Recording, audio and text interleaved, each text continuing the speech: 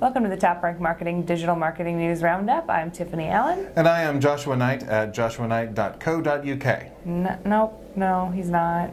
I'm sorry, that was a fake email address. Just to introduce a topic, you caught me. I want to talk about some email marketing, and I didn't want to give out my actual email address because you never know what kind of people are watching this program. I mean, I'm guessing they're physically attractive, devastatingly smart, and a joy to be around. Fair enough. Yeah, that's our audience segment, I'm pretty sure. But I'm thinking about email marketing because Adestra and e-consultancy, I'm sorry, e-consultancy, just whenever I hear that it sounds very excited, like e-consultancy. It's fun. Those folks, the good folks at eConsultancy and Adestra, put together a survey where they talked to 1,200 brand marketers and agency marketers about their email marketing plans. So they wanted to see if they had different priorities, what they plan to do in the coming year to improve their service. And I find this fascinating because I love that email marketing is still a thing and that cellular use has made email a viable platform again. And you know, I like getting a well-crafted marketing email too. I know he does. You know, so what we have here, the biggest brand priorities are personalization, automation, and segmentation. Because all brand marketers are rappers, and they like that all of those three things rhyme. Fair enough. Agencies, less inclined to drop a dope track or two, but they are most into getting that behavioral response marketing right, getting those emails out with trigger activity. And they're into personalization, but their third priority is strategy, which I thought was interesting, that they're more interested in laying the groundwork before they get in deep into tactics. Mm-hmm. So agencies, you know, we get the job done. That's what I'm saying. When they asked brand marketers and agency marketers what the top innovation plans were for next year, though, the response was pretty much the same. So you had, both of them said that they were still looking at identifying those behavioral triggers and having the content ready and automated to go when they happen. They're interested in adding dynamic elements to emails like your animated GIFs or GIFs or GIFs. And also automation for a true one-to-one feeling communication at scale. To that, the only thing I can say is don't fill my email with animated GIFs and videos and stuff. I have a data plan and I need to preserve it. I don't think you need it.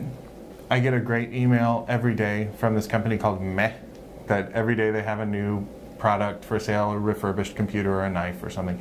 And it's always, guess what we're selling today? And they give the description as it would be on the site, but with any identifying words redacted. So you do like a little, oh, is it a knife? Is it like a baby carrier? Is it a baby carrier and a knife? Because that seems like a bad idea. Bad plan, bad plan. And then I click through every single day. So keep it simple and effective and maybe dial back the bells, whistles, and slides and bears. Fair enough. I think people do respond better to more personalized and kind of customized communication. Oh, for sure. Of course, I mean, you know it's a marketing email, but at least it's relevant to what you're up to. Mm-hmm. But it's the same thing with any other display ads or ads generally that you see served to you online. So, in that spirit, LinkedIn has recently announced, #client, that they have released matched audiences, which give advertisers 3 new advertising tools. You can target website retargeting, account retargeting, or contact targeting now on LinkedIn. So it's kind of taking a page out of Facebook or Twitter's book with a little bit more personalized advertising based on folks that have been to your site or interacted with you in some way, which means you have to install a LinkedIn Pixel on your site, much like you would with Facebook, but you're able to retarget folks who visited your site while they're browsing through LinkedIn. And it's available for all ad formats. So if you have an ebook, for example, and folks are visiting your site and you're like, you know what? You probably need this ebook. You can go ahead and target them with your sponsored update about that ebook, and you'll see statistically a 30% higher click-through rate and a 14% lower cost per conversion. That is excellent. It's nice to see LinkedIn becoming more concerned with what happens when people are not on LinkedIn and more aware that, yes, people do go other places on the internet. So, like to see them branch out. Yeah, they've really stepped up their in-app game, I think, too. So it's nice to see that conversion of the two. Although I'm sad when I saw matched audiences, I assumed it would be finding love connections between your potential prospects so that you could play matchmaker, and then they would want to do business with you forever because you were the ones that got them together. I don't think you should try that. So get on that. We're going to pilot that with our clients. Go ahead and say no. Just no. Right. So speaking of social networks that are not social networks, of course. Of course. Sorry. Pinterest is ditching their like button completely. Oh no! It's gone. Going away. It's gone. When you read that, you go, well, how can you not have a like button? That makes no sense. Pinterest, what is this crazy world we're living in? However, Pinterest has two actions that you can take on their site. You can like something, or you can save it, the thing that used to be called pin it before they realized nobody knew what that meant. Mm-hmm. When you save something, you can pick the board that you want to put it on and you organize it, and that's where all the action is. That's where you're putting together those collections for people to look at and go, ooh. Or possibly, ah. Mm-mm. When you like something, it just goes on a tab that's the stuff that you liked. So it's not a valuable action for marketers. It's not a popular action with their audience. So it made sense to streamline the interface. So now you can only save things to boards. They actually took the likes private a couple of months ago, and nobody really complained, so now they're just going away. Makes sense. I did enjoy, though, the press copy that accompanied this story, that Pinterest said that they are not a social platform, not Facebook or Twitter or any of those common platforms. They are a visual discovery platform, and they said other social networks want to build a virtual world around you. We want to enhance and help you experience the real world so you can be yourself, not your selfie. I would love to be my selfie. The angles are incredible. If you had a nice filter or two. Yeah. Maybe the little thing that makes you look like a sketch, like the video for Take On Me. Oh yeah. I would be that selfie.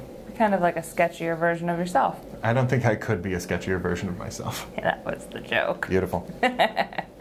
Our last story today, now that happened, Google is trying to do a thing that they tried to do back in 2012. Didn't quite work out, but we'll see how it works this time. It's reminiscent of their Google TV ads. Mm-hmm. They have added the ability to buy TV commercials, in the inventory at least, through their ad tech platform as part of your digital video ad buy. So this is programmatic? Mm-hmm. Yes. Systematic, hydromatic? Mm-hmm. None of those ones. No, just the programmatic part. Yep. So they're partnering with Wide Orbit and Clipped, and part of their Google Fiber as well, their high-speed internet. So we'll see how this works out. It'll be interesting to see if this takes off differently than it did not take off in 2012. Right. Then it was tied to their set-top box, which did not do performance-wise what they kind of wanted it to do. Right. So they're coming at it again, and what Google wants, Google gets. Unless it's a pair of glasses that let you see a little screen. Just kidding, we love you, Google. Password Peacock. And Google loves us. They do. They do. If you don't hear from me in 2 hours, please send help. He'll be fine. We'll be back next week with more digital marketing news. Otherwise, if you need more in the meantime, you can follow TopRank at TopRank, or follow me at Tiffani_Allen. And I'm Nitewrites, that's Nitewrites on the Twitter. All right, we'll see you next week. Thanks for listening. Bye.